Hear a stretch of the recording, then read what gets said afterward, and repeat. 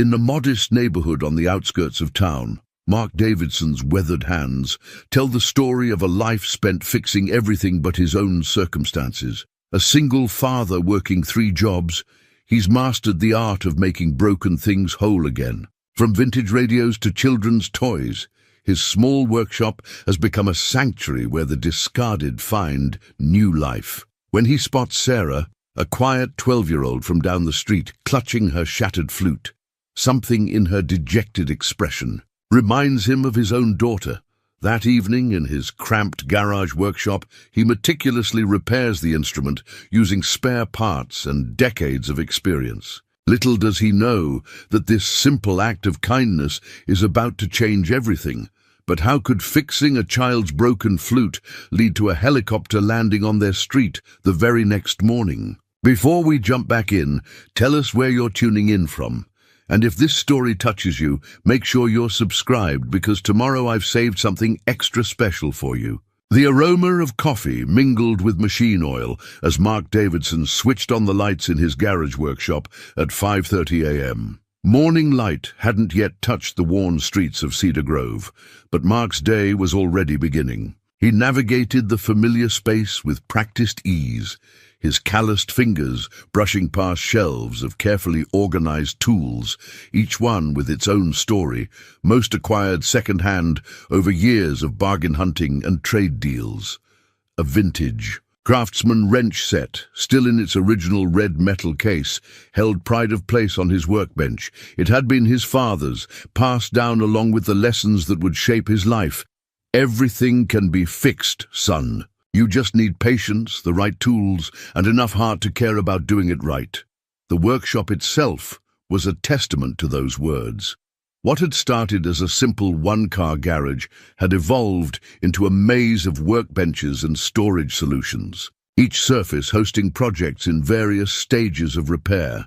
Old radios waited patiently beside modern laptops, their circuits equally mysterious to their owners, but perfectly legible to Mark's experienced eyes. He paused at the coffee maker, another rescue, salvaged from a neighbor's curb and restored to better-than-new condition. The machine now produced a perfect brew every morning, a small victory that started each day with a reminder of what skilled hands could accomplish. "Dad, you're up early again." Emma's voice carried from the doorway, still thick with sleep. At 14, his daughter was already showing signs of the woman she would become, her mother's grace emerging in her features even as she fought with the awkwardness of adolescence. "Just getting a head start, sweetheart. Mrs. Rodriguez's sewing machine needs to be done by noon, and I've got that antique clock from the Hendersons waiting too." He poured a second cup of coffee, adding the splash of cream and 2 sugars exactly the way Emma liked it. "You didn't have to get up yet. It's barely dawn."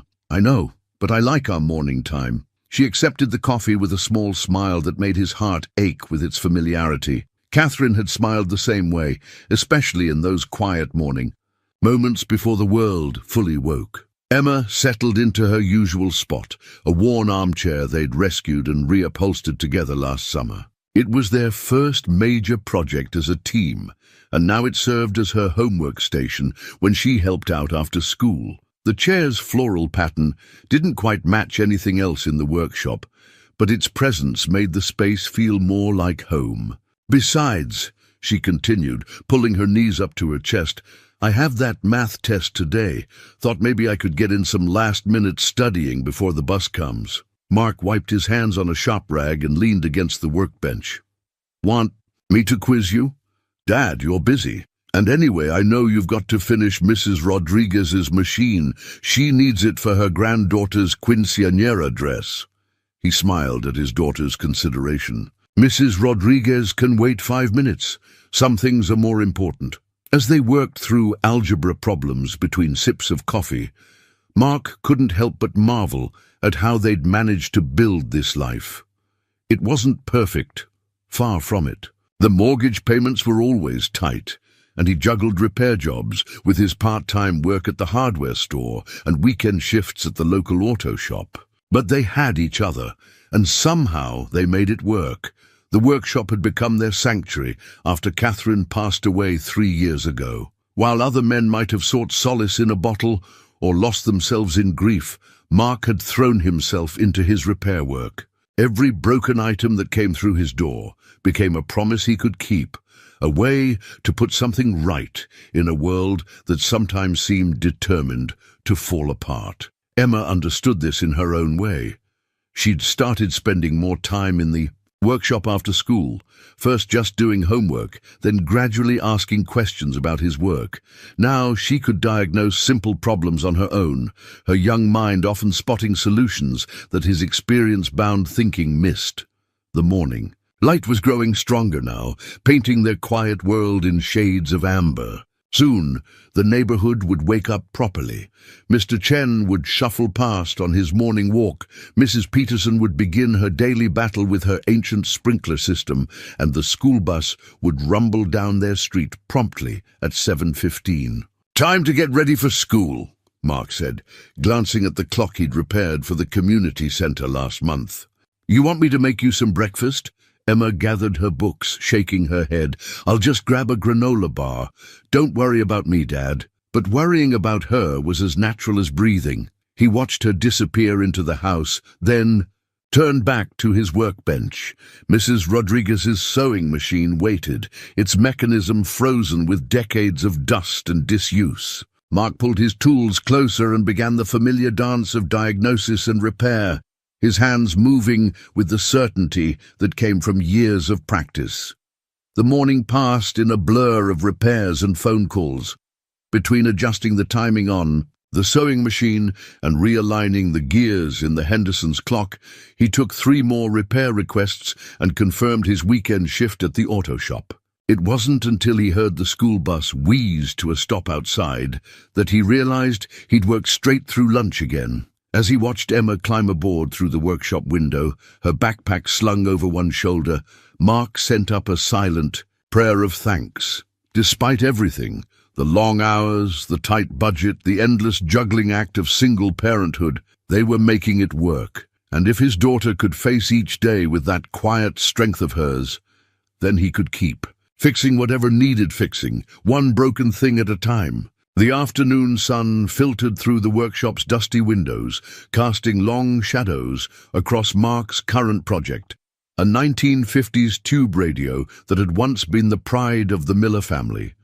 His fingers traced the Art Deco curves of its wooden cabinet as memories surfaced unbidden. Catherine had loved these old radios, especially the way they seemed to breathe life into a room even when silent. "Tell me again how you learned to fix these," Emma said, settling into her after-school spot with homework spread across her lap. She'd heard the story countless times, but some tales never grew old. Mark smiled, carefully removing the radio's back panel. "It started with your grandfather's watch, the one he wore every day for 30 years until it finally stopped ticking." He held up a tiny screwdriver, demonstrating the delicate touch required. "I was about your age when he laid it on the kitchen table and said, 'Mark, some things are worth fixing even when it be cheaper to replace them.'" The watch now resided in a small display case on the workshop wall, still keeping perfect time. It had taken him 3 months of studying, practicing, and failing before he finally got it running again. But that process had taught him more than just watch repair. It had shown him the value of persistence. "Your grandfather was right," he continued, carefully extracting the radio's chassis.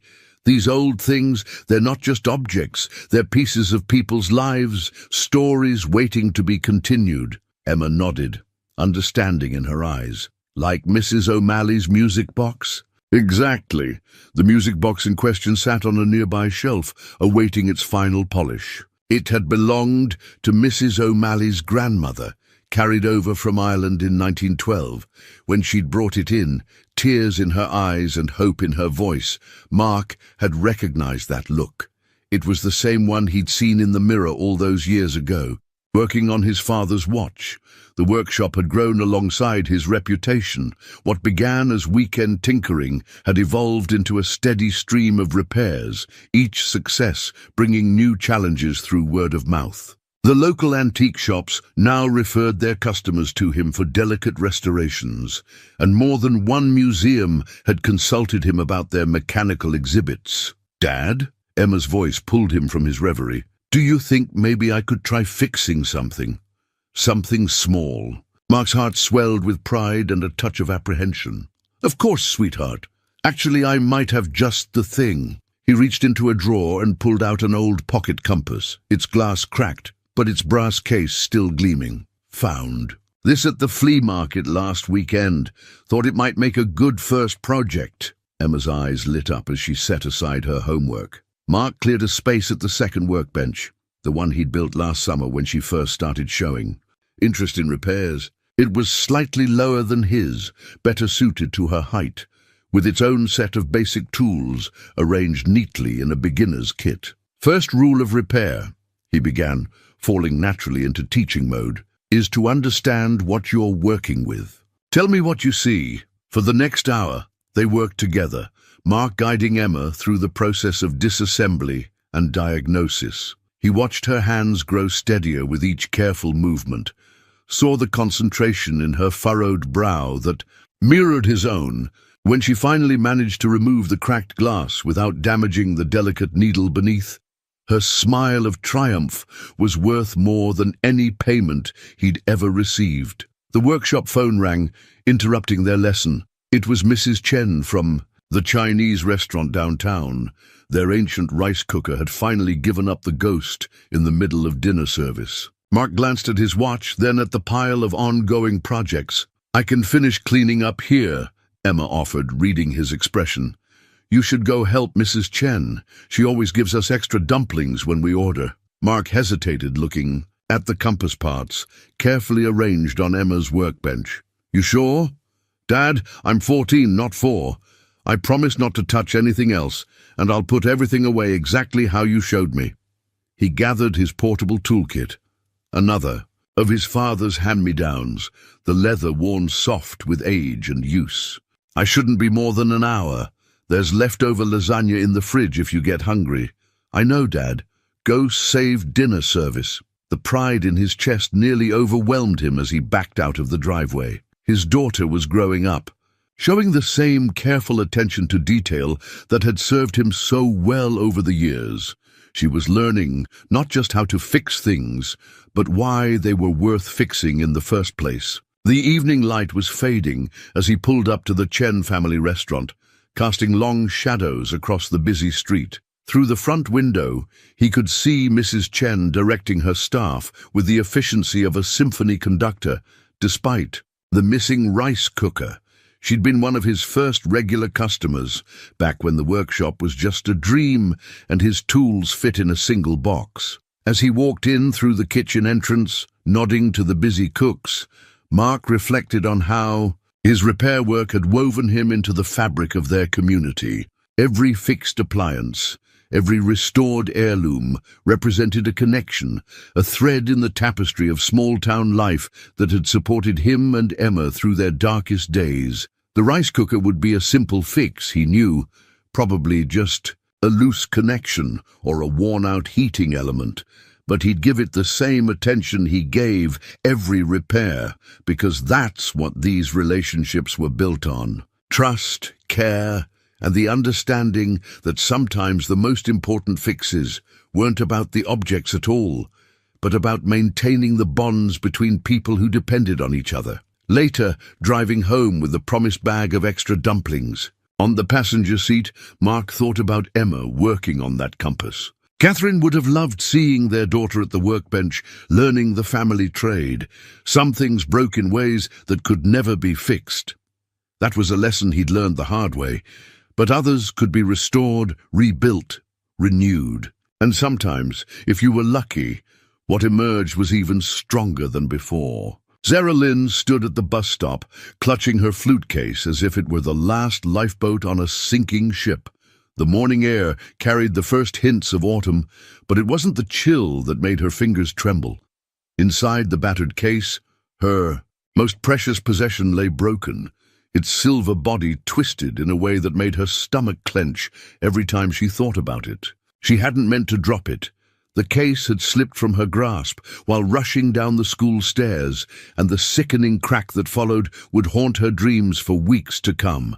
Now, 3 days before the regional youth orchestra auditions, her chances of making first chair seemed as broken as the flute itself. The familiar rumble of the school bus approaching made her shrink further into herself.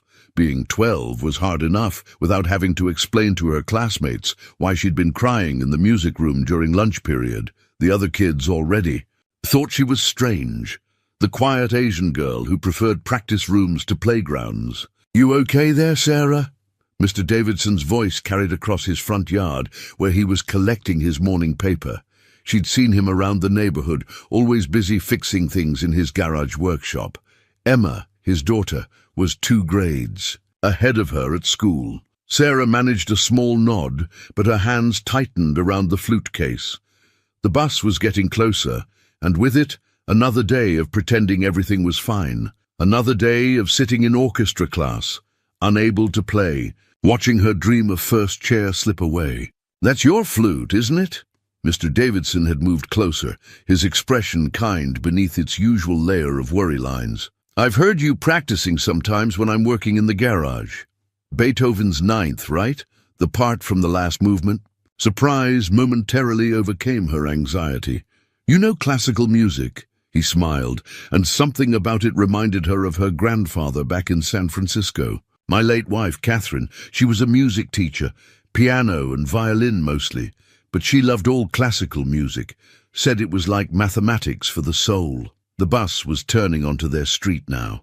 Sarah glanced at it, then back at the flute case. Before she could stop herself, words tumbled out in a rush. "It's broken. I dropped it yesterday, and now it's all twisted, and the auditions are on Saturday, and I can't afford to get it fixed because Mum's away on business again, and my aunt doesn't understand why it's so important, and—" She broke off, mortified to feel tears welling up. Mr. Davidson's expression shifted to one of quiet concern. "Would you let me take a look at it? After school, I mean. I fix all sorts of things in my workshop. Maybe I could help." Hope flickered briefly before reality crushed it.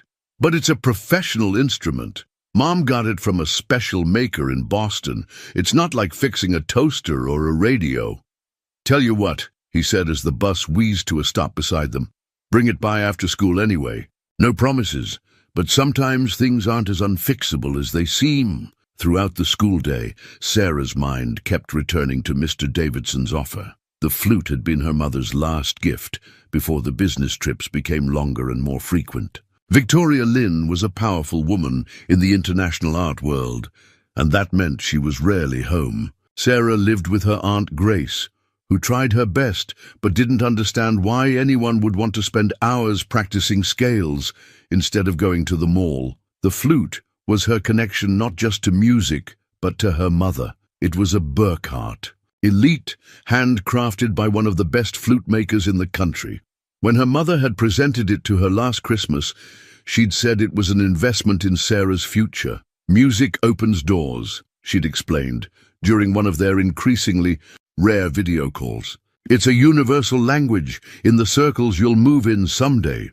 But Sarah didn't care about moving in circles. She cared about the way the flute felt like an extension of her breath, how she could pour all her loneliness and confusion into its silver voice and have it transformed into something beautiful. During long nights when she missed her mom, or days when she felt invisible at school, the flute was her constant companion. In orchestra class, she sat silently while others practiced the audition piece. Her stand partner, Jessica, kept shooting. Her curious looks, but Sarah couldn't bring herself to explain. Jessica was nice enough, but she treated music like just another extracurricular activity, something to put on college applications someday. By the time the final bell rang, Sarah had made up her mind. Mr. Davidson couldn't possibly make things worse than they already were. She walked the 3 blocks to his house, each step measured by the weight of the broken instrument in her hands. Emma answered her tentative knock on the workshop door. "Dad said you might be coming by. Come on in. He's just finishing up with Mrs. Rodriguez's sewing machine." The workshop was nothing like Sarah had imagined. Instead of the cluttered chaos she'd expected, she found an organized space that reminded her of her grandfather's study. Tools hung in careful arrangements on pegboards, and works in progress sat on labeled shelves. The air smelled of coffee and machine oil, with a hint of wood polish. Mr. Davidson looked up from his workbench, where an elderly woman was examining a repaired sewing machine with evident delight. "Ah, Sarah, give me just a minute to finish." "Up here." Sarah watched as he demonstrated the machine's restored functions to Mrs. Rodriguez, explaining each adjustment in patient detail. There was something reassuring about his careful movements, the respect with which he handled the old machine. After Mrs. Rodriguez left, clutching her restored treasure and pressing a bag of homemade tamales into Mr. Davidson's hands, he turned, his full attention to Sarah. "All right, let's see what we're dealing with." With trembling fingers, Sarah opened the flute case. She heard his sharp intake of breath at the sight of the bent silver tube, but when she looked up, his expression was thoughtful rather than dismayed. "Tell me about this flute," he said, pulling up a stool. "Sometimes knowing the story helps with the fixing." And so, surrounded by the tools of repair and restoration, Sarah began to tell him about the instrument that meant everything to her, about her mother's long absences, about the upcoming audition that could change everything. As she spoke, she noticed Emma listening from her homework corner and Mr. Davidson taking careful notes in a small notebook, his expression growing more determined with each detail. What she didn't know then was that this moment, this simple act of trust between a broken-hearted girl and a man who believed in fixing broken things, would set in motion events that would change not just her life, but the lives of everyone in that workshop. Mark Davidson had fixed many things in his life, but never a professional flute. As he gently lifted the Burkhardt Elite from its velvet-lined case, he felt the weight of Sarah's hopes in his hands. The silver tube caught the workshop's evening light, its bent surface telling a story of gravity and bad luck. "First thing we need to do," he said, keeping his voice steady despite his inner uncertainty, "is understand exactly what we're dealing with. Emma, could you grab my laptop? We need to do some research." While Emma retrieved the computer, Mark carefully examined the instrument. The main body was bent at a 30-degree angle, but miraculously the keys seemed intact. The delicate mechanism that made the flute sing was a marvel of engineering, dozens of precision-fitted parts working in perfect harmony. Or they would, once he figured out how to straighten the tube without damaging them. "Here, Dad." Emma set up the laptop on a clear corner of the workbench. Sarah hovered nearby, her hands clasped tightly together. For the next hour, they studied flute repair tutorials and technical diagrams. Mark took meticulous notes, occasionally muttering to himself as he compared the online information with the instrument before him. The more he learned, the more he understood the complexity of the task. This wasn't just about straightening metal, it was about preserving the soul of an instrument. "Sarah," he said finally, looking up from his research, "I think I can fix this, but I need you to understand something. This is a professional instrument, and I'm not a professional flute repair technician. If you'd rather wait and take it to a specialist—" "But the audition is Saturday," Sarah interrupted, her voice small but determined. "And I trust you. I've seen how you fix things for everyone else." Mark nodded, feeling the weight of her faith. "All right then, Emma, grab my jeweler's loop and—" the small brass hammer from the precision tools drawer. "Sarah, I'd like you to stay and watch if you can.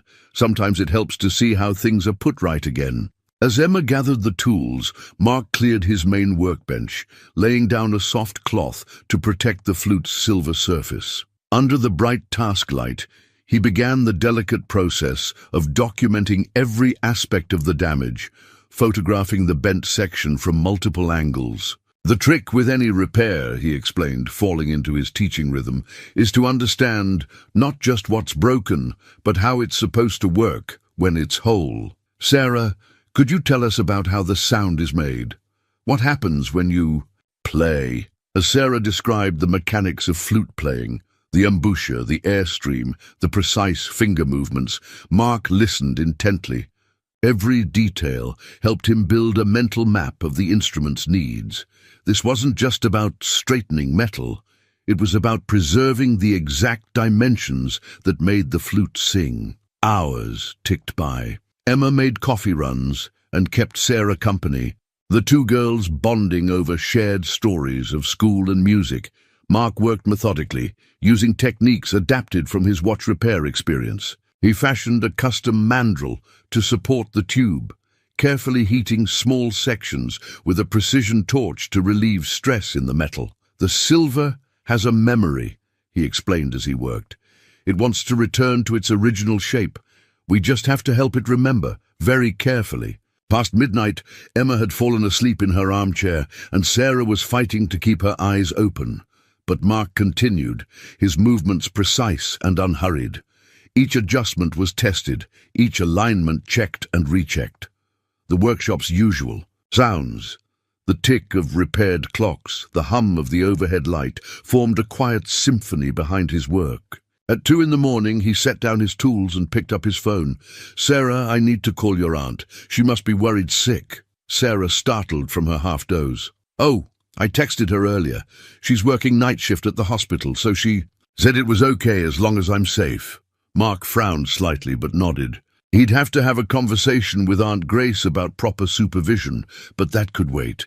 Right now, he was nearly done with the most critical part of the repair. "Emma," he called softly, waking his daughter, "take Sarah into the house and fix her something to eat. I need about 30 more minutes here." While the girls were gone, Mark completed the final adjustments. Each key was tested for smooth action, each pad checked for proper seating. The silver surface, carefully polished, now gleamed as if new, but the true test would come with the first note played. When Sarah returned, her eyes wide with exhaustion and hope, Mark had just finished reassembling the case. "Now, before you try it, remember that it might need some adjustments. We can fine-tune things tomorrow after you've had a chance to practice with it." Sarah lifted the flute with trembling hands. The workshop held its breath as she assembled the pieces and raised the instrument to her lips. The first note, a clear, pure B-flat, brought tears to her eyes. It's perfect," she whispered, running through a scale. Each note rang true, the mechanism moving smoothly under her fingers. "How did you—" Mark smiled, fatigue and satisfaction mingling in his expression. "Everything can be fixed if you care enough to learn how. Now let's get you home. Emma and I will walk you. It's too late for anyone to be out alone." As they walked Sarah home through the quiet streets, Mark carrying her flute case while she dozed against Emma's shoulder, he reflected on the night's work. He'd pushed the boundaries of his skills, learned new techniques, and most importantly, helped a young musician find her voice again. Back in the workshop, clearing away his tools in the pre-dawn quiet, Mark found himself humming a tune, one of Catherine's favorites. She would have loved this repair, he thought, would have understood exactly why it was worth staying up all night to fix a young girl's broken dreams. Emma, fighting sleep but unwilling to leave her father alone, helped with the cleanup. "Dad?" she asked, placing the precision tools back in their drawer. "Do you think Sarah will win the audition?" Mark thought about the determination he'd seen in Sarah's eyes, the way she'd watched every step of the repair process with such intensity. "I think she's got as good a chance as anyone. But win or lose, she'll play her best.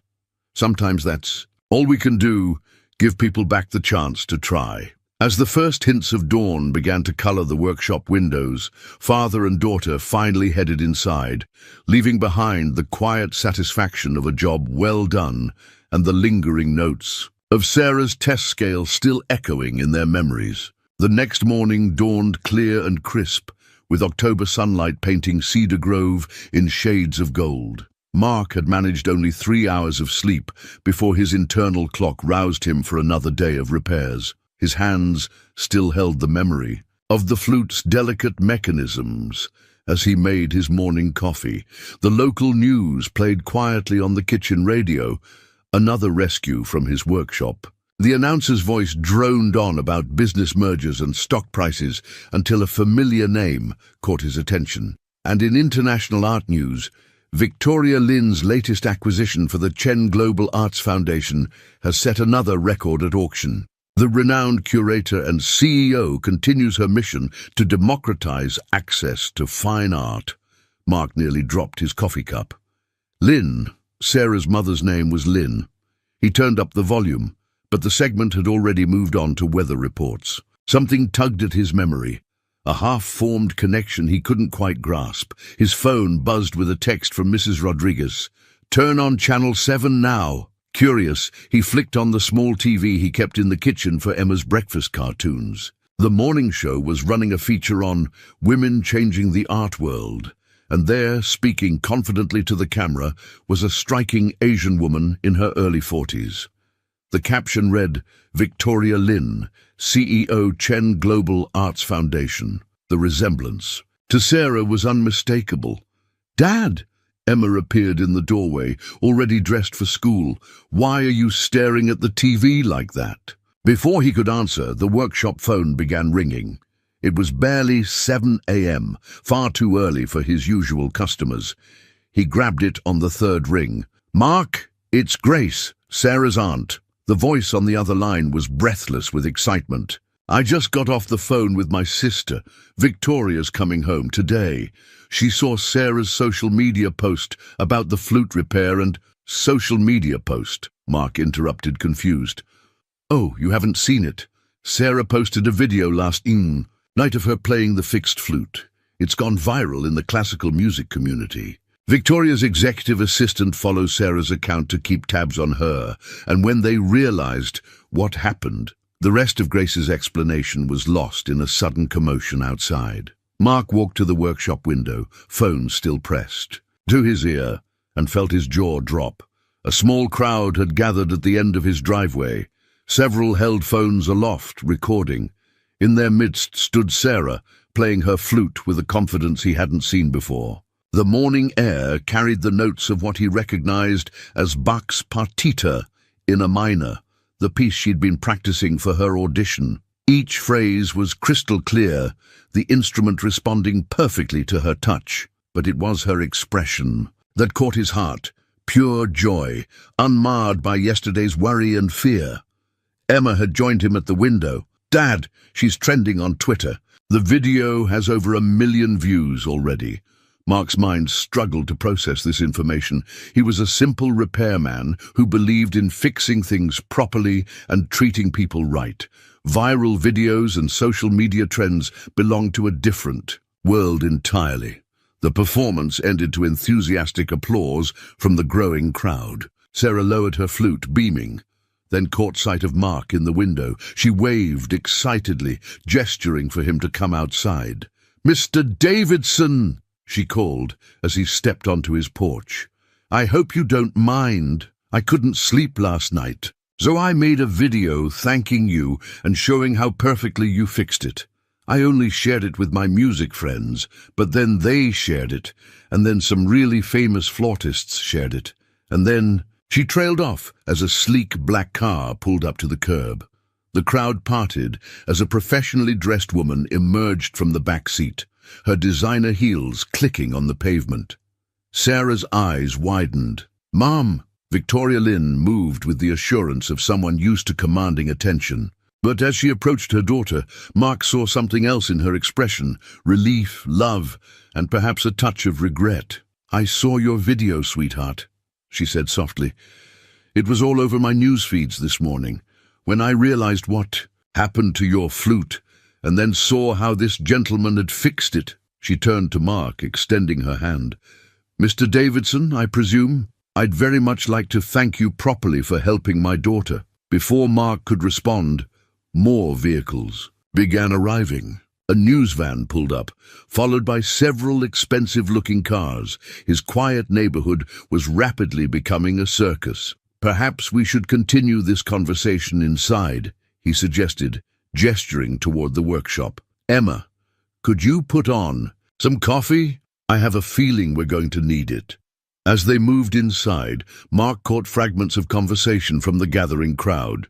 Someone mentioned the Chen Global Arts Foundation's recent $100 million initiative to support community arts programs. Another voice spoke about Victoria Lin's reputation for transforming struggling arts organizations into world-class institutions, but what held his attention was Sarah's face as she watched her mother examine the workshop. There was hope there, and uncertainty, and a desperate desire for connection. Mark recognized that look. He'd seen it in Emma's eyes in the months after Catherine's passing, when their world had seemed broken beyond repair. The morning sun streamed through the workshop windows, illuminating dust motes that danced in the air like silent music notes. Mark's various projects sat waiting on their shelves: Mrs. Henderson's antique clock, Mr. Chen's rice cooker, young Tommy's remote control car. Each one represented a small piece of trust placed in his hands, a faith that he could make broken things whole again. Now, as Victoria Lin stood in his workshop with her designer suit and world-changing influence, Mark wondered if perhaps he'd fix something far more important than a flute. Sometimes the most crucial repairs weren't about the objects at all, but about the connections between people who had drifted apart. Emma returned with coffee cups, her eyes wide as she took in the scene. Outside, the crowd continued to grow, and Mark could hear phones ringing in multiple directions. Something big was about to happen. He could feel it in the air like the pressure change before a storm.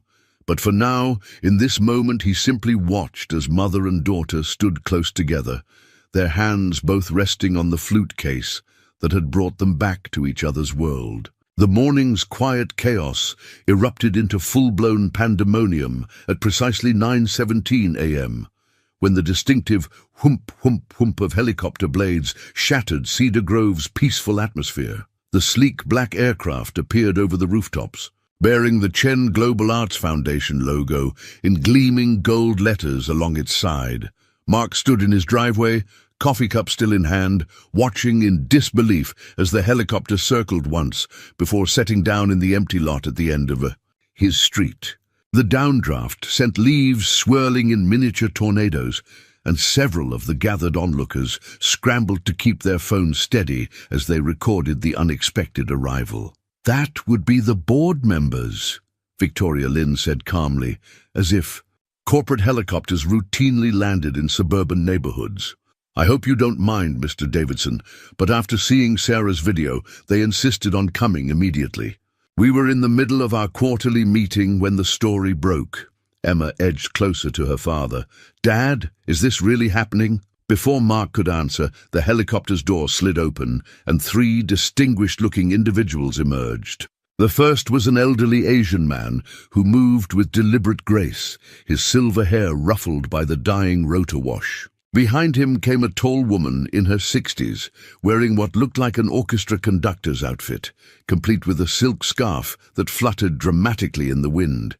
The third was younger, perhaps in his early 30s, carrying a laptop, and looking simultaneously excited and apologetic.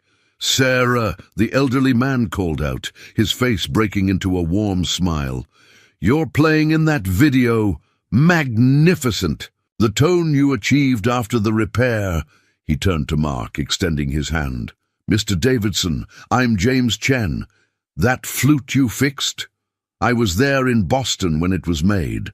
The craftsman who created it is a personal friend." Mark shook the offered hand, feeling increasingly like he'd stepped into an alternate reality. "I just did what needed doing, sir. Sarah needed her flute for the audition and—" "Exactly." The woman in the conductor's outfit stepped forward. "That's precisely why we're here. I'm Margaret Woodward, director of the New England Conservatory of Music.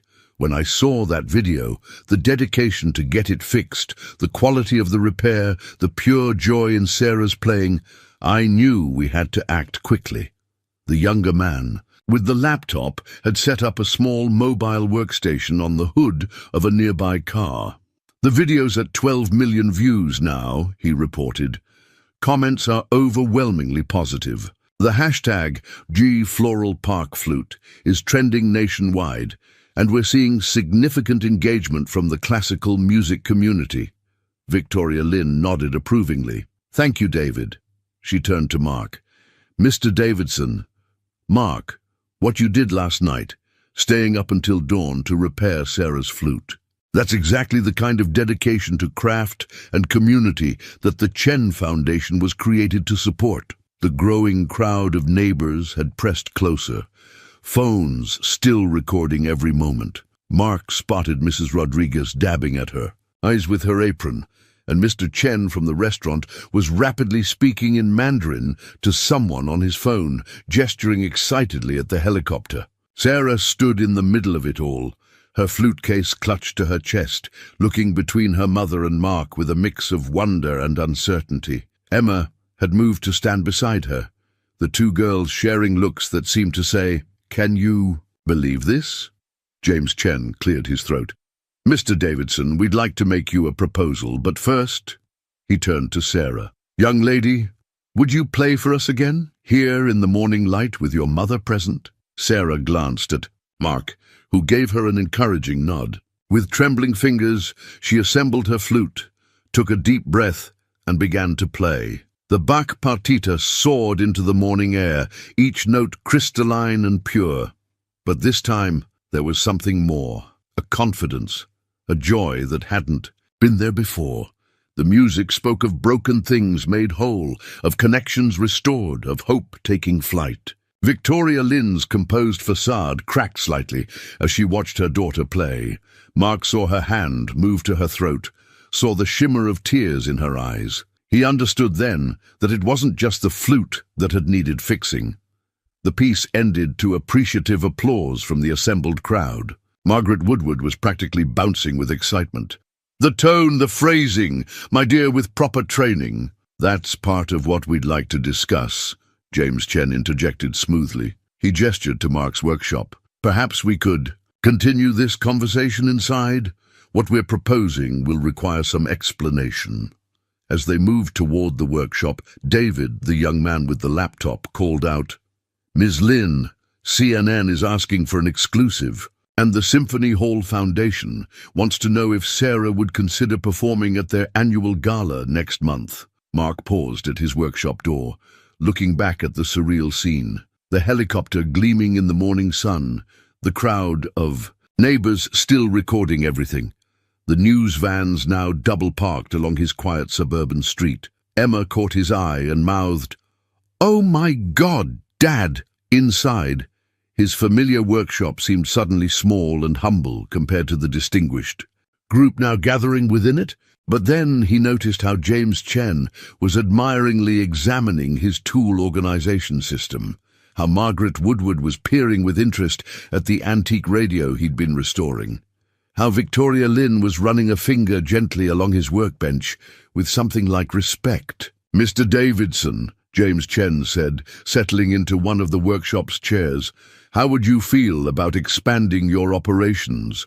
The Chen Foundation has been looking to establish a technical arts training center, focusing on instrument repair and restoration. What you did with Sarah's flute, that's the kind of skill and dedication we want to preserve and pass on to the next generation." Mark's mind spun. "Sir, I'm just a repairman. I'm not—" "You're an artist," Margaret Woodward interrupted. "A preservationist. Do you know how many priceless instruments are deteriorating because there aren't enough skilled craftsmen to maintain them? What you did with that flute, that's becoming a lost art." Victoria Lynn stepped forward. "We're prepared to make a significant investment, both in your workshop and in Sarah's future.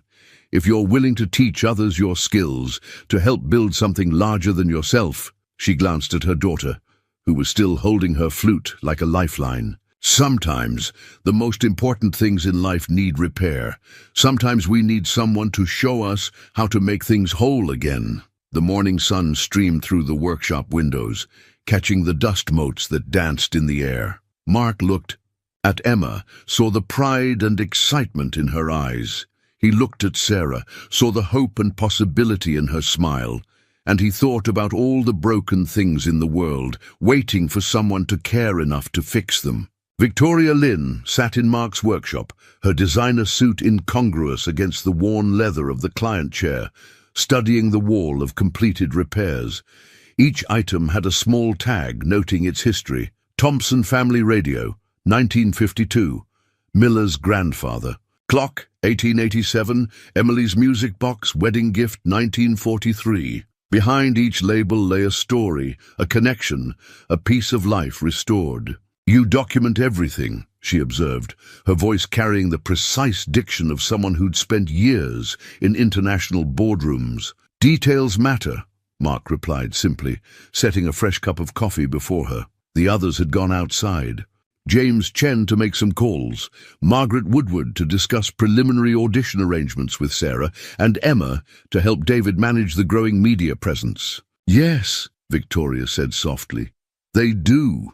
She turned the coffee cup in her hands, her perfect manicure catching the workshop's light. "I used to document everything about Sarah too. Her first steps, first words, first piano lesson. I have albums full of photographs, all carefully labeled and dated. But somewhere along the way," she trailed off, staring at the wall of repairs. Mark waited, recognizing the look of someone trying to find the words to explain a complicated break. "You know, I grew up in a 2-room apartment above my father's repair shop in San Francisco," she finally continued. "He fixed watches, mostly. Tiny, intricate works that required perfect patience.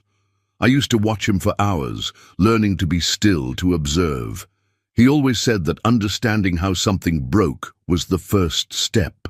In making it whole again," Mark nodded, thinking of his own father's lessons. "Wise man." "He was. When he died last year, I found his logbooks. Decades of repairs, all documented just like yours." She gestured at Mark's wall. "But what struck me wasn't the technical details. It was the notes about the people, who they were, why the item mattered to them, what story it held." Through the workshop window, they could see Sarah playing her flute for a small group of entranced neighbors. The morning sun caught the silver instrument, making it shimmer.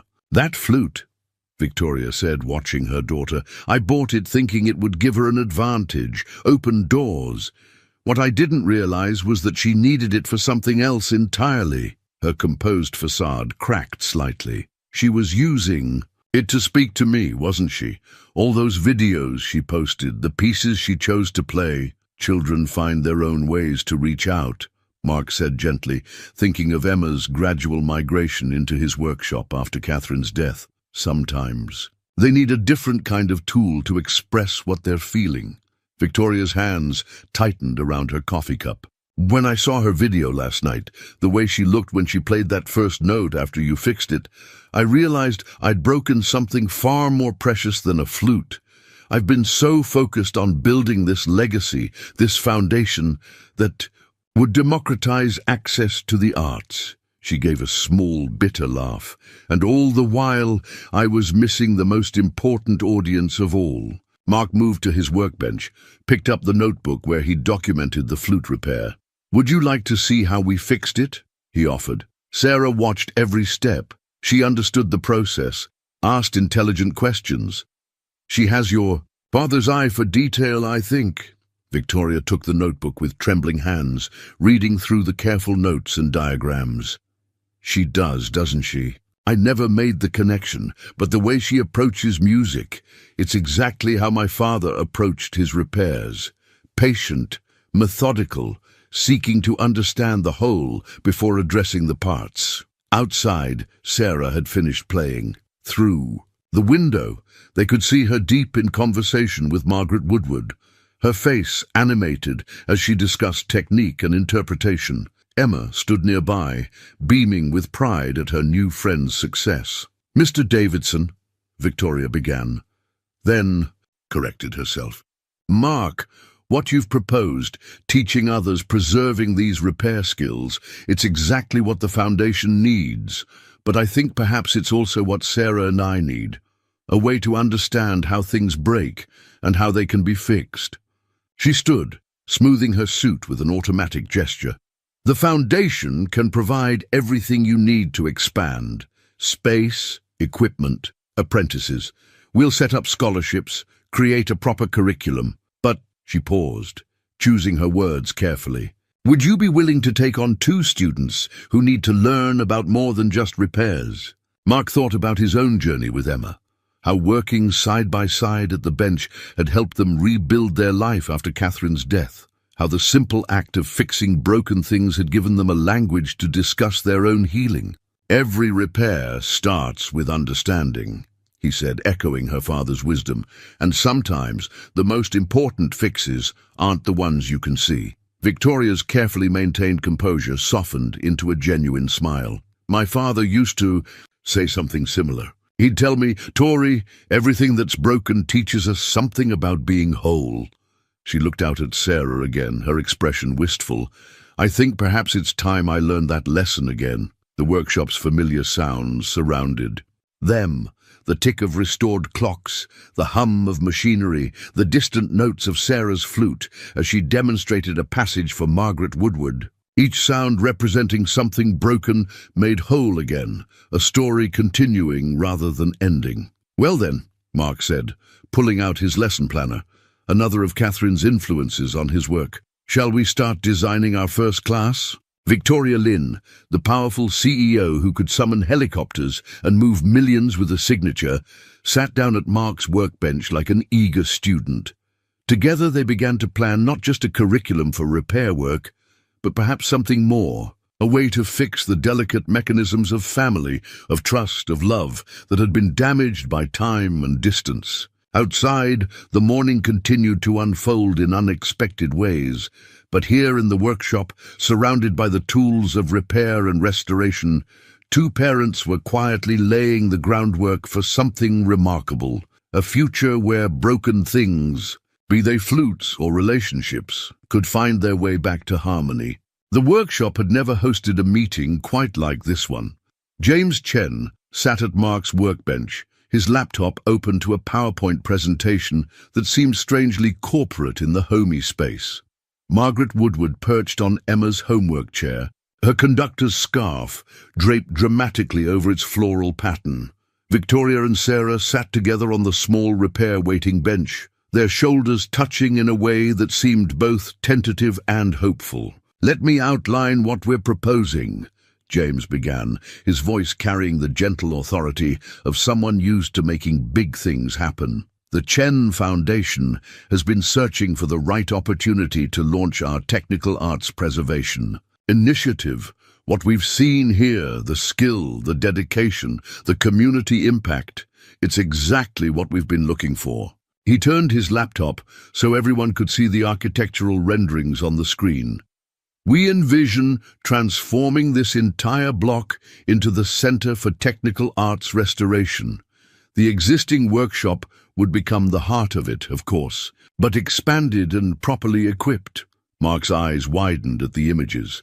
His humble workshop had been reimagined as a beautiful blend of traditional craftsmanship and modern education space. The plans showed multiple workstations, a lecture area, and what appeared to be a small concert space. The music performance area was my suggestion, Margaret interjected eagerly. We've found that understanding how instruments work, how they're maintained and repaired, makes students better musicians, and vice versa. Musicians often have insights that help technicians understand the instruments better. Victoria stepped in smoothly, her business acumen evident. The foundation is prepared to make an initial investment of $5 million. This would cover the property acquisition, building renovation, equipment, and the first year's operating, and costs, including staff salaries. She paused, looking directly at Mark. We want you, as the Director of Technical Education, with full autonomy over the curriculum and training methods. Emma, who had been quiet until now, spoke up from her corner. What about the neighbors? Mrs. Rodriguez's house, Mr. Chen's. They've lived here forever. James smiled warmly. An excellent question, young lady. We've actually thought about that. He clicked to the next slide. Part of our community integration plan includes offering the current residents several options. They can sell their properties at well above market value, or they can become part of the project. We're looking at creating living spaces above the workshop areas for resident artisans and students. Sarah's face lit up. Like your father's watch shop, Mom. Remember you told me how you lived above it? Victoria's expression softened at her daughter's enthusiasm. Exactly like that, sweetheart. In fact, that's partly what inspired this aspect of the plan. Mark ran a hand through his hair, overwhelmed by the scope of what was being proposed. It's incredible, but I'm just a repairman. Teaching a few apprentices is one thing, but running an entire school?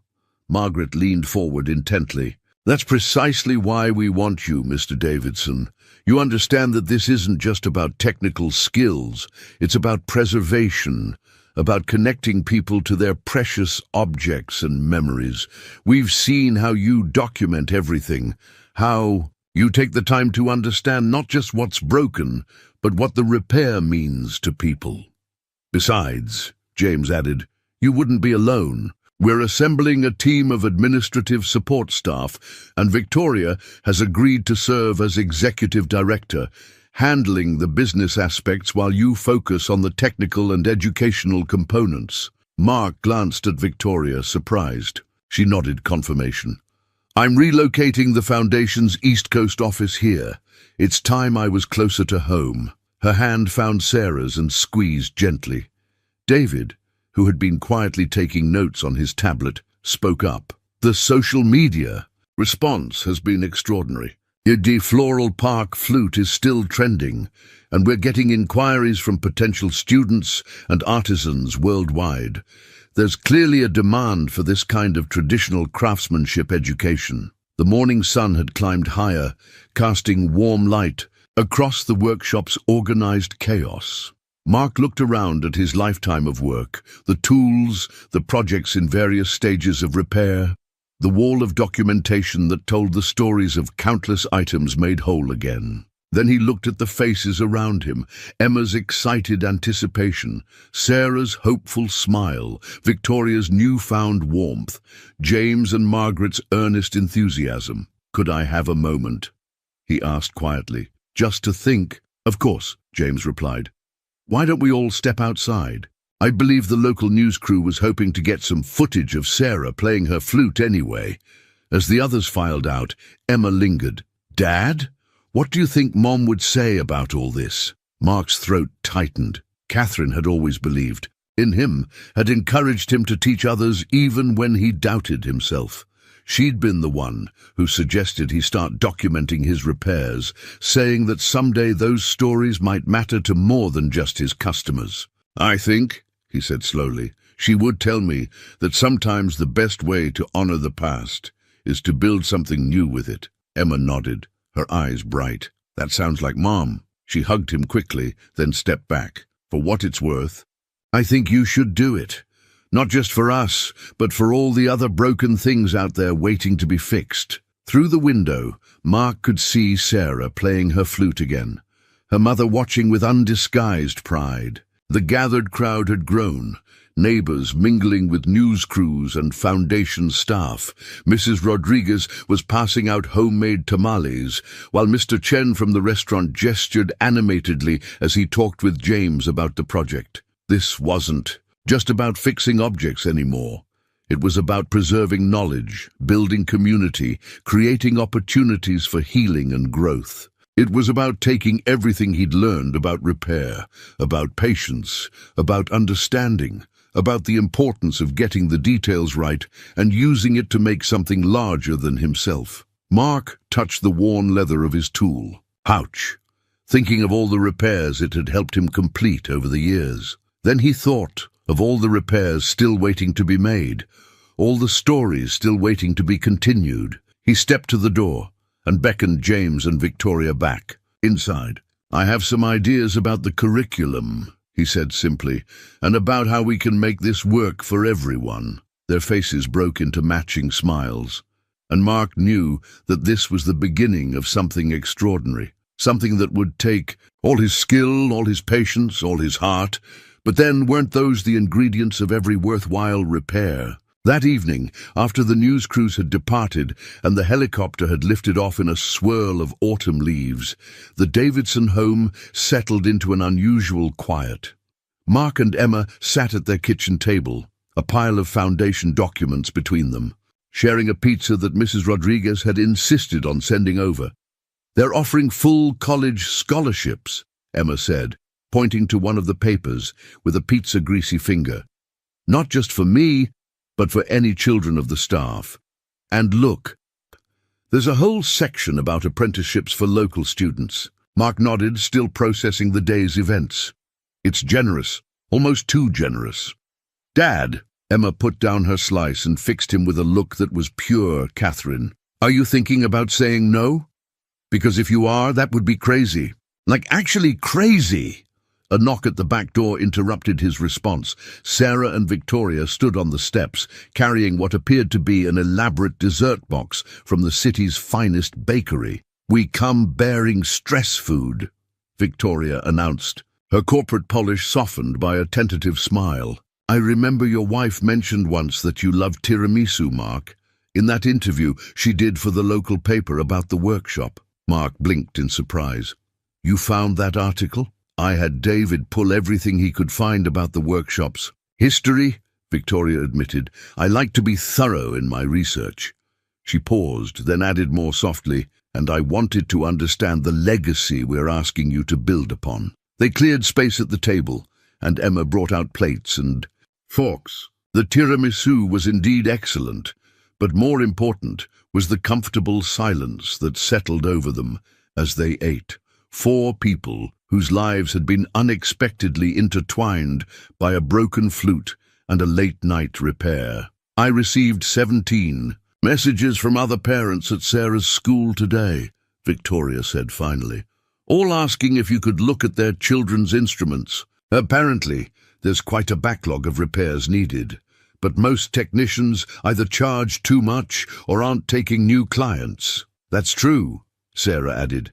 "Jessica from orchestra, her violin has a crack that's getting worse, but her mum said the repair shop in the city quoted 3 months wait time." Mark thought about his own growing wait list, the careful juggling of projects and priorities. "There's definitely a need, but this plan of yours, it's so much bigger than just instrument repair." "It has to be," Victoria responded. "What you do here, it's not just about fixing things. It's about preserving skills, building community, keeping stories alive. The foundation can provide resources and structure, but we need your heart, your understanding of why these repairs matter." Emma cleared her throat. "Can I say something?" When everyone nodded, she continued, "Mum used to tell her students that music isn't just about playing notes. It's about connecting people, sharing emotions, making something beautiful together. Isn't that what you do too, Dad? You don't just fix things. You help people keep their connections to what matters." Sarah nodded eagerly. "That's what I tried to show in my video. It wasn't just about the flute being fixed. It was about how Mr. Davidson understood why it mattered so much." A comfortable breeze drifted through the kitchen window, carrying the familiar evening sounds of their neighborhood. Children playing, dogs barking, the distant rumble of commuter trains. This was home, Mark thought. But maybe home could grow, could embrace something new while keeping its heart intact. "If we do this," he said slowly, "I have some conditions." Victoria straightened, suddenly alert. "Of course, name them." "First, we preserve the character of the neighborhood. No one gets pushed out who wants to stay. And we find a way to integrate the existing businesses, Mr. Chen's restaurant, Mrs. Rodriguez's alteration shop, all of them. "Already part of the plan," Victoria assured him. "James is quite passionate about community preservation." "Second," Mark continued, "the training stays hands-on, personal. No mass production, no cutting corners. Every repair gets the time and attention it needs. Every student learns the whole process. That's exactly why we want you in charge of the curriculum," Victoria said. "Your methods, your standards." "And third," Mark looked at Emma, who nodded encouragement. "We establish a scholarship fund in Catherine's name for students who might not otherwise have access to music education or instrument repair training." Victoria's eyes softened. "I think we can do even better than that. What would you think about naming the performance space the Catherine Davidson Memorial Hall? A place where repaired instruments can sing again." Emma's eyes welled up, and even Sarah, who had never known Catherine, looked touched. Mark felt something shift in his heart. Not a breaking, but a gentle expansion, like an old mechanism, finding new purpose. "Well then," he said, his voice a bit rough, "I suppose we should start planning how to tell the neighbors." "Already taken care of," Emma grinned. "Mrs. Rodriguez has been texting everyone all day. They're all meeting at Mr. Chen's restaurant tomorrow night to discuss it. The whole neighborhood's talking about nothing else." Victoria smiled. "Community support will be crucial. Perhaps Sarah could play something at the meeting. Show them what's possible when skill and care come together." As they continued talking, making plans and sharing ideas, Mark watched the easy interaction between mother and daughter, the growing friendship between Emma and Sarah, the way their small kitchen seemed to expand to hold these new possibilities. Sometimes he realized the most important decisions weren't really decisions at all, but simply recognition of a path that had been waiting all along. Like finding the right tool for a complex repair, or hearing the perfect note from a restored instrument. When it was right, you just knew. Tomorrow would bring challenges and changes, meetings and plans, the complex work of building something new. But for now, in this moment, 4 people shared dessert and dreams in a comfortable kitchen, while outside, a neighborhood held its breath in anticipation of what their quiet street might become. The next few weeks passed in a whirlwind of activity. Mark's workshop, once a quiet sanctuary of careful repairs, now buzzed with the energy of transformation. Architects came and went, their rolled-up plans tucked under their arms as they measured spaces and discussed possibilities. But Mark insisted that the repair work continue even as the planning progressed. "Life doesn't stop for change," he explained to Emma as they worked together on a violin that had come in that morning. "Neither do broken things stop needing repair." The violin belonged to Jessica, Sarah's orchestra friend, and Mark had made it a priority, a small gesture that seemed to carry larger meaning. Emma watched as her father examined the crack with his jeweler's loupe, his practiced hands gentle against the aged wood. "See here," he said, pointing to where the crack met a grain line. "This is why we're doing this. Every repair tells a story, teaches a lesson. In a classroom, this violin could help a dozen students understand wood behavior under stress." Victoria had taken to spending her afternoons in the workshop, set up in a corner with her laptop, orchestrating the project's logistics while absorbing the rhythm of repair work. She'd moved into a temporary apartment nearby with Sarah, and the change in both of them was remarkable. "The foundation board approved the initial budget this morning," she announced, looking up from her screen. "Construction can begin next month, assuming the permits come through." Mark nodded, carefully applying hide glue to the violin's crack. "Just in time for winter. Speaking of which, how did Sarah's audition go?" Victoria's face broke into a proud smile. "First chair. Margaret was right. Her playing has transformed since everything happened. She says she understands her instrument differently now, after watching you work." The bell above the workshop door chimed as Mrs. Rodriguez entered, carrying her usual basket of fresh tamales. But today she wasn't alone. Behind her came Mr. Chen from the restaurant and old Mr. Patterson, who ran the bookstore on the corner. "We've been talking," Mrs. Rodriguez announced, setting down her basket, "about the changes coming, and we have some ideas." Mr. Chen stepped forward, unfolding a hand-drawn map of their block. "If you're going to teach people about repairs, they need to eat. My restaurant, we could expand, add a proper cafe for the students, Anna's tamales, my dumplings, and my shop could become a technical library," Mr. Patterson added. "I've been collecting books on craftsmanship and repair. Techniques for 40 years, might as well put them to good use." Mark looked at their eager faces. then at Victoria, who was already making notes on her tablet. The Foundation's budget could certainly accommodate community integration projects, she said. In fact, it's exactly the kind of organic growth James was hoping for. Emma, who had been quietly cleaning tools, spoke up. What if we did a community festival to launch everything?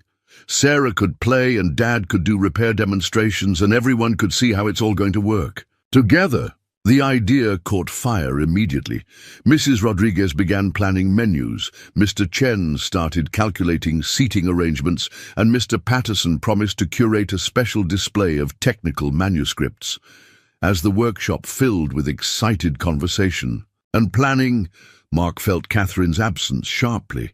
She would have loved this, the coming together of community, the sharing of skills and dreams. But perhaps, he thought, watching Emma confidently discuss festival logistics with their neighbors, her spirit was still here, living on in the connections being forged and the care being taken with precious things. Later, after everyone had gone, Mark sat at his workbench, making his usual detailed notes about the violin repair. But today, he added something new, a small paragraph about the workshop's transformation, about the way repair work was expanding, to heal not just broken objects, but a community's bonds. Sometimes, he wrote, the most important restorations aren't the ones we plan for, but the ones that find us when we're ready to grow. The first real test of their grand vision came on a crisp November morning when the construction crews arrived.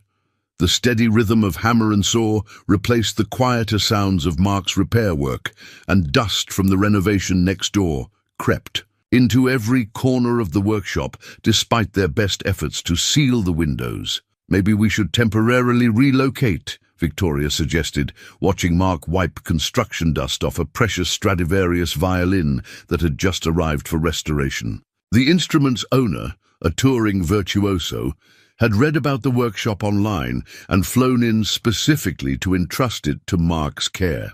No, Mark said firmly, carefully replacing the violin in its case.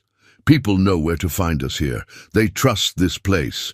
We adapt, but we don't stop. Emma had taken to wearing a dust mask while doing her homework, making her look like a young surgeon bent over her textbooks, but she didn't complain, even when the power saw next door drowned out her music practice. "Dad," she called out one afternoon, "there's someone here to see you about an apprenticeship."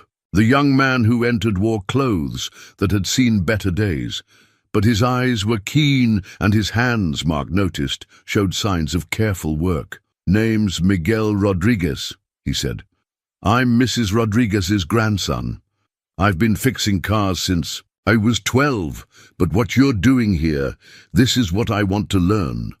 Mark glanced at the half-demolished wall, the construction chaos, then back at Miguel's earnest face. "We're not exactly set up for teaching yet." "I don't mind," Miguel replied. "I can help with the construction too. I want to be part of this from the beginning." Victoria, who had been quietly observing, stepped forward. "We could create a pilot apprenticeship program," she suggested. "Work out the curriculum details with actual students before the formal launch." And so, amid the dust and noise of construction, the first class of the Technical Arts Center began with a single student. Miguel proved to be a natural, his mechanical background giving him an intuitive understanding of how things worked, or didn't work. "It's like a symphony," he said one day, carefully dismantling a music box mechanism. "All these parts working together to make something beautiful." Sarah, who had taken to spending her after-school hours in the workshop, looked up from her flute practice. "That's exactly what it's like. When one thing's out of alignment, you can hear it in the whole piece." The construction brought other changes too. Mr. Chen's restaurant now served lunch to the construction crews, testing new recipes for the future cafe. Mr. Patterson had begun cataloguing his technical books, discovering rare volumes that would prove invaluable to future students, but with growth came challenges. The parking situation became a nightmare, with construction vehicles competing for space with repair clients. The noise made delicate work more difficult, and Mark found himself working later into the evenings when things were quieter. One night, As he was finishing up a particularly tricky clock repair, he found Emma asleep at her homework desk, a half-finished essay about community transformation on her laptop screen. Carefully, he draped his work jacket over her shoulders, just as he used to do when she was smaller.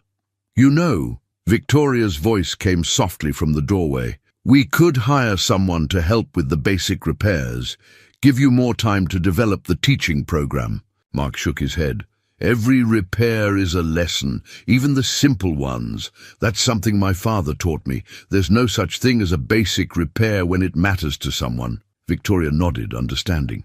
She'd been learning too, rediscovering the patience she'd known in her father's watch shop. Sarah asked if she could invite some of her orchestra friends to see the renovation progress, she said. "They're all curious about where they'll be able to bring their instruments for maintenance." "Of course," Mark replied, making a mental note to clear some space for visitors. They should see that good things can come from temporary chaos. Outside, the construction lights cast long shadows across the workshop floor, while the evening breeze carried the mingled sense of sawdust and Mrs. Rodriguez's cooking. Change was happening, faster than anyone had expected, but at its heart, the workshop remained what it had always been, a place where broken things could be made whole. Again, where stories continued rather than ended. Miguel would return tomorrow for another lesson. Sarah would practice her flute in whatever quiet corner she could find, and Emma would keep documenting everything in her journal, capturing this transformation one day at a time. The dust would settle, the walls would rise, and somehow they would all grow together into something new and stronger than before. The day of the community festival dawned clear and cool, with just enough autumn crispness in the air to make the hot chocolate and cider stations popular. Mr. Chen had transformed the construction site into an outdoor cafe space with strings of lights crisscrossing overhead and the aroma of both Chinese and Mexican cuisine mingling invitingly. Mark stood in his workshop doorway, taking in the scene. The construction crews had worked overtime to ensure the site was presentable, and temporary platforms created spaces for demonstrations and performances. Mr. Patterson's technical book display occupied one corner, featuring everything from Victorian repair manuals to modern conservation texts. "Ready?" Emma appeared beside him, carrying his tool belt. She'd polished every implement until they gleamed, a small gesture that touched him deeply, almost. He adjusted his collar, conscious of the new shirt Victoria had insisted he wear for the occasion. "Is Sarah prepared for her performance?" "Mom's helping her warm up behind Mr. Chen's restaurant," Emma replied, the word "mom" slipping out naturally in reference to Victoria. Neither of them commented on it, but Mark felt a warm flutter in his chest at this sign of their evolving family dynamic. The festival had drawn a larger crowd than expected. Music students and their parents mingled with local residents and professional musicians who'd heard about the Technical Arts Center. James Chen circulated through the crowd with Margaret Woodward, while David livestreamed the event for the Foundation's social media. Miguel had set up a repair demonstration station, carefully showing visitors the basics of mechanism maintenance. His grandmother watched proudly from her tamale stand, occasionally calling out suggestions in Spanish. "Mr. Davidson," a young violin student tugged at his sleeve, "could you show us how you fixed Jessica's violin, the one with the crack?" Before he knew it, Mark was surrounded by eager faces as he demonstrated the repair techniques he'd used. Victoria appeared with a microphone, and suddenly his informal demonstration was being broadcast to the whole festival. "The key," he explained, holding up the restored violin, "is understanding that every instrument has its own voice, its own story. Our job isn't just to fix the physical damage, but to preserve that voice, to help continue that story." The violin's owner, Jessica, stepped forward to play a brief piece, the instrument's tone pure and true. The crowd applauded, and Mark saw several other musicians patting their instrument cases, perhaps thinking of repairs they'd been postponing. Then it was time for Sarah's performance. The temporary stage had been positioned perfectly, with the workshop as a backdrop. She stepped out in a simple blue dress, her flute catching the afternoon light. "Before I play," she said into the microphone, her voice clear and confident, "I want to tell you about this flute. A few weeks ago it was broken, and with it my heart was a little broken too, but in this workshop both were repaired by someone who understood that fixing things is really about fixing connections between people, between past and present, between what we dream and what we can become." The piece she played wasn't the Bach from her audition, but rather a new composition she'd been working on with Margaret Woodward's guidance. It wove together classical themes with something more personal, echoes of Chinese folk songs her grandfather might have heard in his watch shop, hints of the workshop's rhythmic sounds, and through it all a thread of hope and renewal. Mark watched the audience's faces as she played. He saw parents dabbing at their eyes, musicians nodding in appreciation, and neighbours beaming with pride. This was what Catherine had always understood about music, what his father had taught him about repair work, that at its heart it was all about connection. The festival continued into evening, the overhead lights twinkling on as the sun set. Mr. Chen's dumplings and Mrs. Rodriguez's tamales disappeared equally fast, while Mr. Patterson found himself promising to start a weekly book club focused on craft and restoration techniques. As the crowd began to thin, Mark felt a gentle touch on his arm. Victoria stood there, her professional polish softened by genuine emotion. "You've built something remarkable here," she said softly. "Not just the center, but this community, this feeling of possibility." Mark looked around at his expanded family, Emma and Sarah chatting with Miguel about an antique radio he was restoring, the neighbors who had become partners in this venture, the students eager to learn the art of repair. "We all built it," he replied. "Sometimes the most important tools are the connections we forge along the way." Above them, the stars began to appear, each one a point of light in the gathering darkness. Much like the festival lights below, small beacons of hope and renewal illuminating the path forward. Winter settled over Cedar Grove, but the workshop remained warm with activity and newfound connections. Victoria and Sarah had found a small house just 2 blocks away, close enough for Sarah to stop by after school, but far enough to maintain everyone's independence. The renovation crews worked through the cold, their progress visible in the rising walls of the new Technical Arts Center. One evening, as snow fell softly outside, Mark looked up from a delicate music box repair to find his workshop fuller than usual. Emma sat at her homework desk, occasionally consulting with Sarah about a math problem. Victoria had claimed her usual corner, laptop open but largely ignored, as she watched Miguel demonstrate a technique to a visiting student. "It's like a dance," Miguel was explaining, his hands moving confidently over the mechanical parts.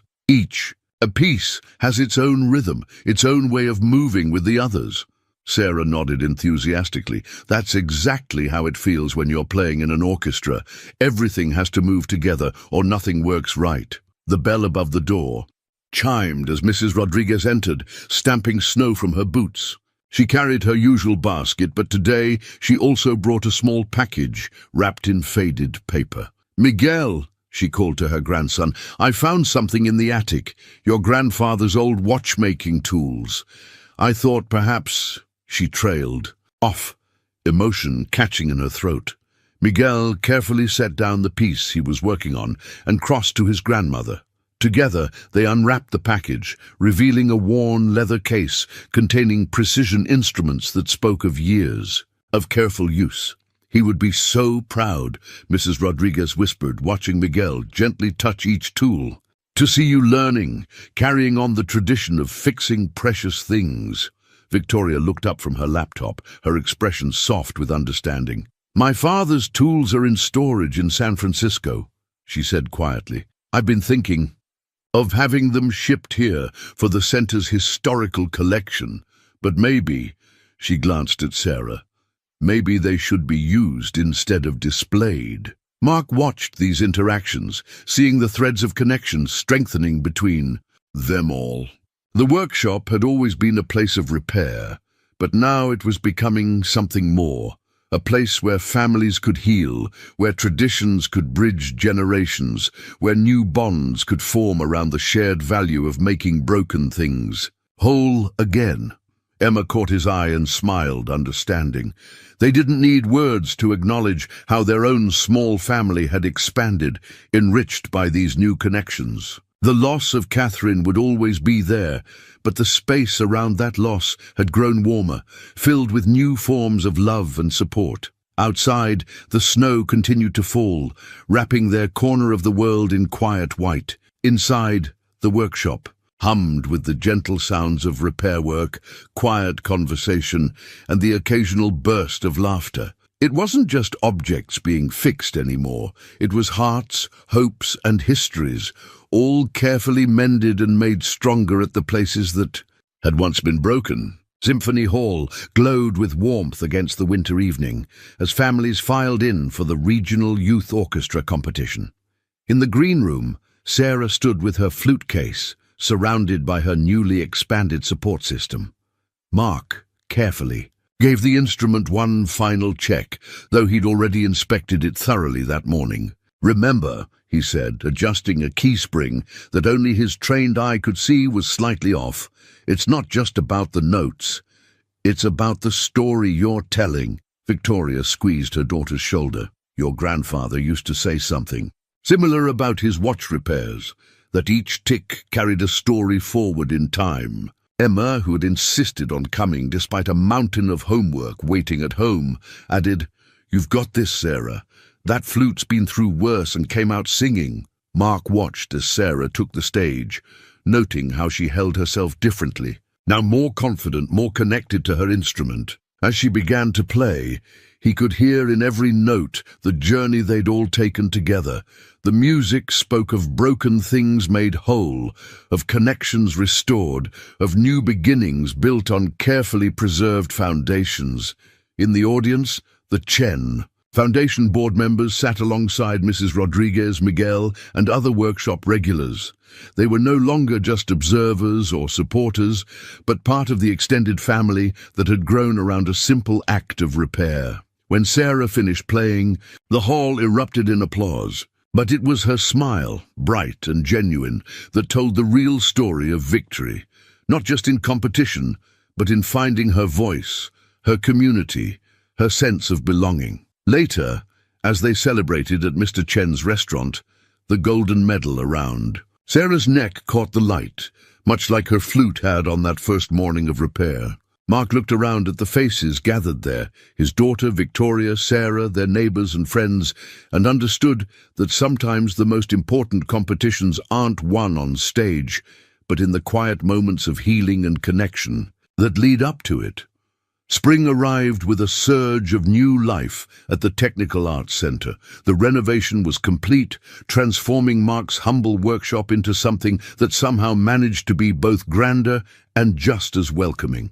The original workshop space remained largely unchanged, but it now opened into a larger facility where students learned the art of repair. On this particular morning, Mark stood in the doorway between old and new, watching Miguel guide a group of apprentices through the basics of mechanical movement. Through the windows, he could see the cafe where Mr. Chen and Mrs. Rodriguez had combined their culinary talents, creating a space where students and craftspeople could gather and share stories. "Mr. Davidson," a young apprentice approached, holding a violin bow with reverence. "I think I understand now what you meant about feeling the history in these repairs." Mark smiled, remembering his own moments of discovery. The center had already welcomed students from across the country, each bringing their own stories and broken treasures to repair. But more importantly, they brought their passion for learning, for preserving, for understanding the delicate art of making things whole. Again, Victoria appeared beside him, her tablet in hand, but her attention on the students. "The foundation board is amazed by what we've accomplished here," she said softly. "They're talking about using this as a model for other communities." The workshop's original wall of repair tags had grown, spreading into the new space, but maintaining its personal touch.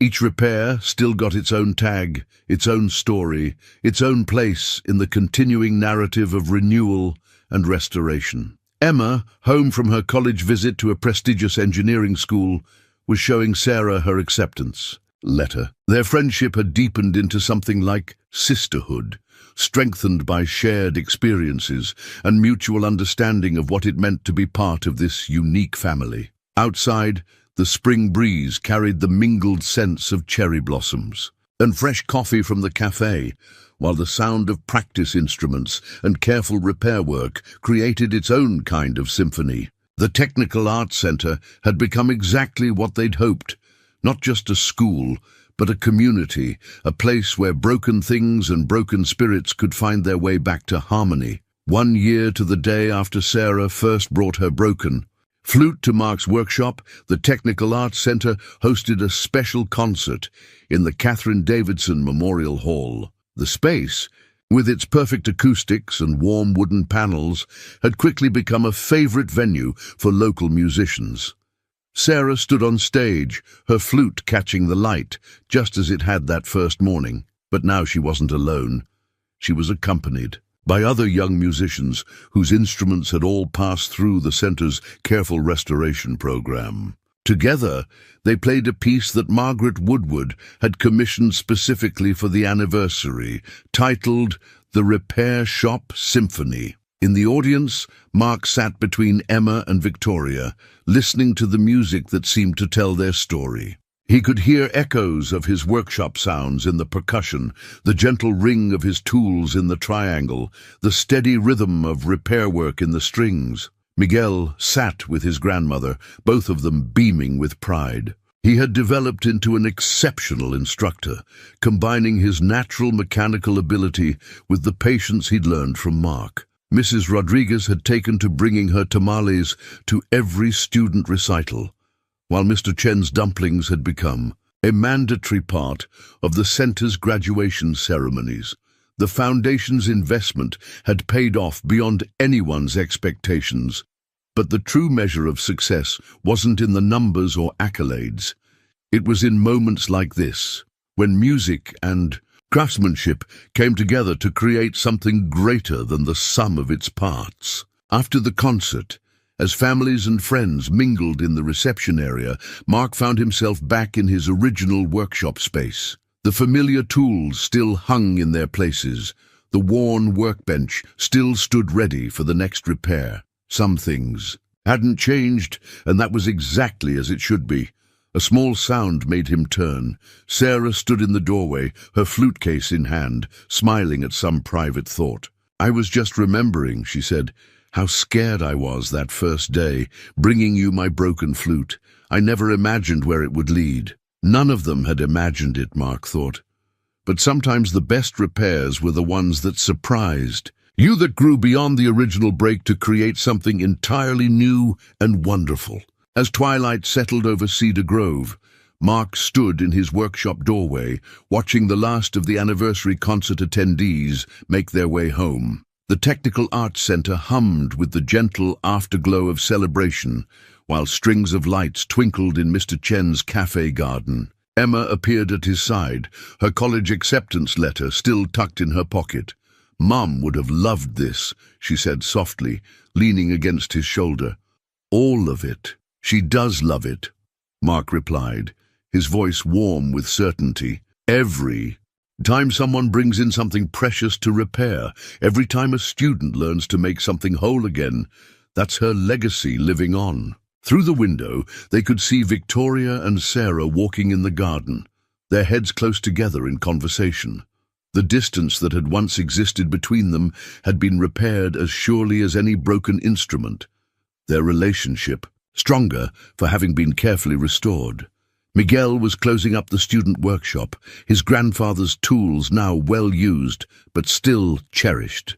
Under his guidance, a new generation was learning that some things were worth taking time to fix properly. Mark touched the worn edge of his workbench, feeling the smooth spot where decades of careful work had polished the wood. Some things changed, and some remained the same, and wisdom lay in knowing the difference. Just as every repair taught a Lesson: every ending opened the door to a new beginning. In the quiet of the evening, the workshop held its memories like treasures. A broken flute that led to healing, a community that came together to build something extraordinary, and the endless possibility of making broken things whole again.